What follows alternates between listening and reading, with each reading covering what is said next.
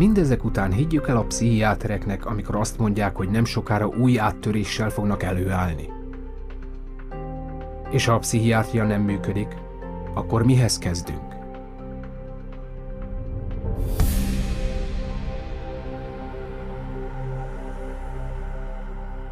Mikor áttekintjük a helyzetet, egy kérdés nyilvánvalóvá válik. Hogyan bízhatná bárki is egy pszichiáterre a mentális egészségét? Még azok a pszichiáterek is, akiket egy közelmúltbeli pszichiátriai konferencián megkérdeztek, készségesen bevallották, hogy nem rendelkeznek a megoldásokkal. What is the answer to mental illness? That's too broad of a question to answer. What's the answer to mental illness? I don't think there are any answers to mental illness. We still need a better answer than the one we have now for mental illness. I can't even understand the question. There's no real answer. You can't. These are like chronic problems. You can't just cure somebody. Tehát ha a pszichiátria nem rendelkezik a megoldásokkal, akkor mihez kezdünk azokkal, akik nagyon is valós és súlyos mentális problémáktól szenvednek? Valójában számos megoldás létezik, csak soha nem hallunk róluk azoktól a pszichiáterektől, akik tudatmódosítószereket írnak fel. Az egyik megoldást Soteria Projectnek nevezték, amelyet 1971-ben indított el dr. Loren Mosher, az Országos Mentális Egészségügyi Intézet skizofréniával kapcsolatos kutatásának akkori vezetője. Loren Mosher developed this program, through NIMH to look at this because they were starting to have in the research a debate about whether the medications were actually being helpful or whether they were actually causing some problems. They would create a community-based center where people diagnosed with schizophrenia could go. It was going to be non-drug oriented because he didn't believe that psychiatric drugs were the answer to schizophrenia. It provided a place to where there could be people there who would be supportive and be there during the time they have a crisis. Instead of medicating them, be there with them and help them through it. Az eredmények lenyűgözőek voltak. A Soteria páciensei sokkal jobban lettek, mint azok, akiket gyógyszereztek, és sokkal kevesebb volt a visszaeső. A Soteria ház sikere bebizonyította, hogy a megértés és a segítőkészség sokkal hatékonyabban enyhíti a mentális zavarokat, mint a pszichiátriai kezelés, és nincsenek kellemetlen mellékhatásai. Ennek ellenére dr. Mosher felfedezését visszautasították a pszichiáterek, akik a tudatmódosító szerekre és a gyógyszeripari pénzekre támaszkodtak. Dr. Mosher 1998-ban az Amerikai Pszichiátriai Társaságnak címzett lemondó levelében ezt írta. A pszichiátriát szinte teljesen megvásárolták a gyógyszergyárak. Elnézzük és támogatjuk az olyan mérgező vegyi anyagok használatát, amelyekről tudjuk, hogy súlyos, hosszú távú hatásaik vannak. A pszichiátria, ahogy azt gyakorolják, csalás lenne? Sajnos a válasz jobbára igen. When people ask me about why aren't there more places to get this type of treatment and why is biopsychiatry kind of taken over? If they were effective, why did they go away? And I really think that it goes back to the question of money. Az intézményes pszichiátria politikai nyomása és a pénzalapok hiánya miatt a Soteriához hasonló menedékekből kevés van, de meg lehet őket találni, és azok, akik állapota valóban súlyos, helyre jöhetnek, és helyre is jönnek. De mi a helyzet a mindennapos mentális és érzelmi problémákkal, mint a depresszió vagy a hangulatingadozás? Hogyan lehet ezeket a pszichiátria nélkül kezelni? Könnyebben, mint gondolnánk. Ugyanis bőséges bizonyíték áll rendelkezésre azt illetően, hogy ezek több mint felét a háttérben észrevétlenül meghúzódó testi problémák okozzák. I would say nearly 100% of the time when someone comes in wishing to get off of an antidepressant, I find some underlying issues that weren't addressed originally that may have contributed or else caused their mood disorder. And you start to look at all the different factors in their life. A lot of times you can find that there's multiple different reasons that someone's not feeling well. Viruses can cause depression.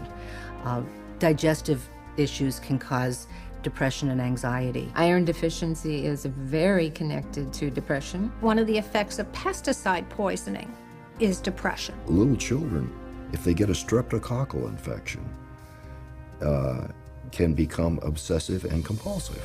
I've seen people with bipolar disorder manic depression who have food allergies. Pretty much any kind of psychiatric problem can be associated with a low thyroid state. A ton of difficulties that a person has that can manifest itself as a supposed mental illness, but you fix the hormone, you fix the gland, you fix the nutrition.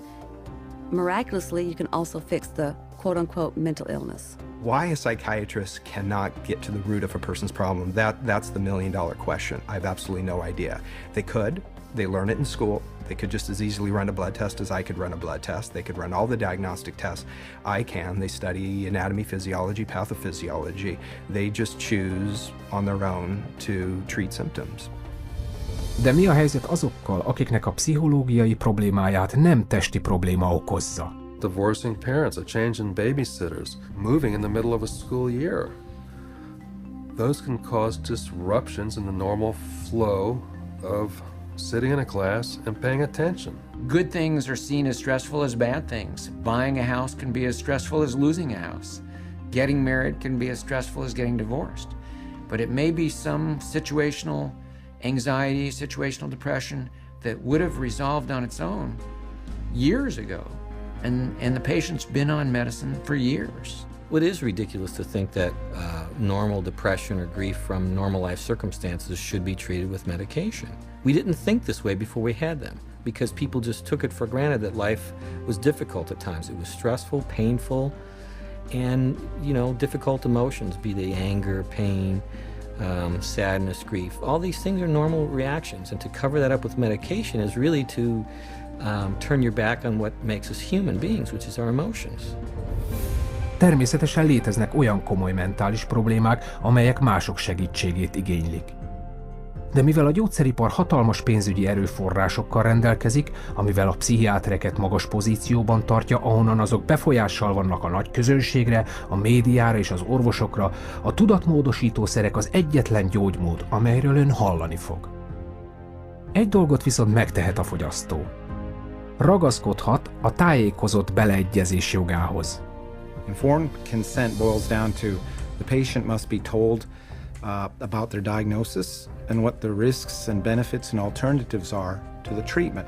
Risks and benefits and alternatives to the treatment, risks, benefits and alternatives to not treatment. Melyek tehát a tudatmódosítószerekkel kapcsolatos tájékozott beleegyezés fő tudnivalói? 1. A pszichiátriai zavarok nem valódi, orvosi kezelést igénylő betegségek. 2. Nincs tudományos bizonyíték arra, hogy a tudatmódosítószerek bármilyen mentális problémát megoldanak vagy kezelnek. 3. A tudatmódosítószerek elfedik a tüneteket, és súlyos rövid és hosszú távú mellékhatásaik vannak. 4. A tudatmódosítószerek függőséget okozhatnak. 5. A legtöbb mentális problémát egy mögöttesen meghúzódó testi betegség okozza. 6. Függetlenül az érzelmi vagy lelki gyötrelem súlyosságától rengeteg olyan hatékony módszer létezik, amely nem igényli tudatmódosítószerek alkalmazását. Sajnos ezeket a pontokat ritkán mondják el a pácienseknek.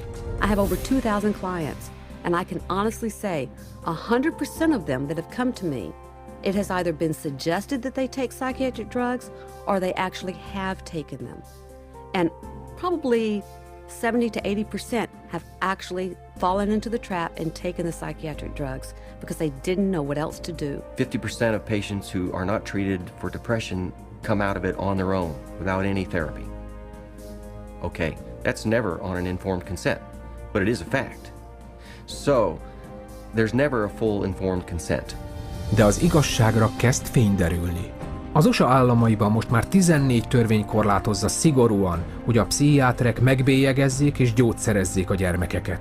Egy 2004-es szövetségi törvény pedig megtiltja az iskoláknak, hogy arra kényszerítsék a szülőket, hogy gyermekükkel tudatmódosítószereket szedessenek. Az FDA figyelmeztetéseket helyeztetett az antidepresszánsokra, mert gyerekeknél és tizenéveseknél öngyilkosságot okozhatnak. Egy másikat pedig a stimulánsokra, mert korra való tekintet nélkül szívrohamot, agyvérzést és hirtelen halált okozhatnak. Mindezek mellett a pszichiátria áldozatai ma már sikeresen folyamodnak jogorvoslatért a tudatmódosítószerek káros hatásai miatt. 2005 óta 50 000 pert indítottak a gyógyszergyárak ellen a tudatmódosítószereik okozta károk miatt. ami átlagosan napi 34 új feljelentést jelent. Az Eli Lilly cég, melyet a Zyprexa nevű szerének illegális marketingjével vádolnak, több mint $2,5 milliárd kártérítést fizetett 34 államnak és 31 000 sértettnek. 2009-ben a Pfizer gyógyszergyár beleegyezett egy $2,3 milliárd kártérítés kifizetésébe. Részben azért, mert lepaktált pszichiáterekkel a Geodon nevű antipszichotikum illegális reklámozása céljából. Ám mivel a gyógyszeripar éves bevétele mintegy $600 milliárd, a gyógyszergyárak a bírságokat csupán üzleti költségnek tekintik. Sőt, milliárdokat tettek félre előre külön erre a célra. The pharmaceutical industry has such a huge financial base that even hundreds of millions of dollars in fines is basically meaningless to them. Fines for some of these transgressions are like petty cash to the big companies. They're more concerned about the reputation that might be damaged by this. The main thing they do there is just try to hide the fact, and the quickest way to hide the fact is to quickly pay the fine and get out of town. Ez kitárja a kaput a vállalkozó szellemű ügyvédek előtt, akiknek azonban jól fel kell készülniük. Lawyers need to understand that they do not receive adequate scientific training to conduct these cases by themselves.